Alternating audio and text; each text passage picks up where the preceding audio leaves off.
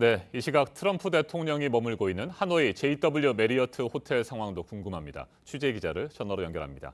송재 기자, 밤새 트럼프 대통령 또는 수행원들의 움직임들 가운데 눈에 띌 만한 것은 없었는지요?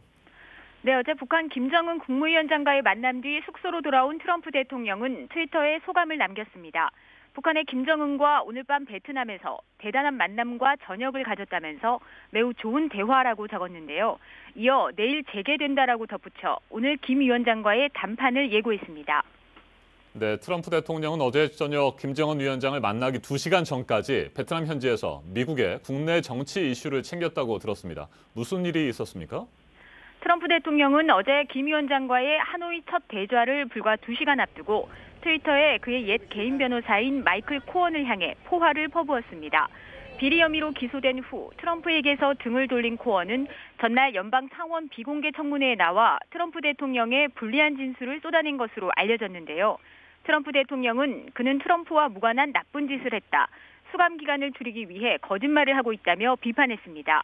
이날부터 이틀간은 민주당이 장악한 연방 하원 감독개혁위와 정보위도 코언을 불러내 잇따라 청문회를 열어서 비행거리로 16,000km 떨어진 하노이에서도 서둘러 대응할 필요성이 컸을 것으로 보입니다. 자, 그래서 바로 그 문제 때문에 만찬 취재를 제안했다는 소식도 있던데 이건 무슨 얘기입니까? 백악관 공동 취재진에 따르면 세라 샌더스 백악관 대변인은 어제 두 정상의 단독 회담 이후 이어진 친교 만찬에 팬 기자는 들어가지 못할 것이라고 공지했습니다. 단독 회담 당시 공동 취재진이 했던 질문에 민감성 때문이라고 설명을 했는데요. 당시 취재진은 마이클 코언의 의회 증언에 대한 입장이 있느냐고 물어봤고 트럼프 대통령은 고개만 저었습니다.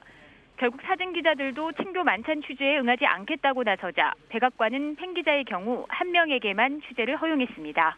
네, 송지혜 기자. 한 가지만 더 살펴보죠. 트럼프 대통령 어제 오전 응우엔 푸종 베트남 국가주석을 만나지 않았습니까? 이때 올해 안에 국가주석을 미국의 국빈으로 초청하겠다는 뜻을 전했다고요? 네, 베트남 정부 홈페이지에 따르면 트럼프 대통령은 어제 하노이 주석궁에서 이루어진 응우엔 푸종 국가주석과의 회담 자리에서 이같이 초청을 했습니다. 이날 양국이 서명한 무역 거래는 210억 달러, 우리 돈으로 23조 5천억 원이 넘는 규모입니다. 베트남 항공사인 비에젯과 벤부항공이 미 보잉사와 각각 127억 달러와 30억 달러 규모의 항공기 구매 계약을 맺은 게 대표적인데요. 비에젯과 보잉 등의 계약 체결식은 두 정상이 직접 지켜보는 가운데 이루어졌습니다. 지금까지 보도국에서 전해드렸습니다.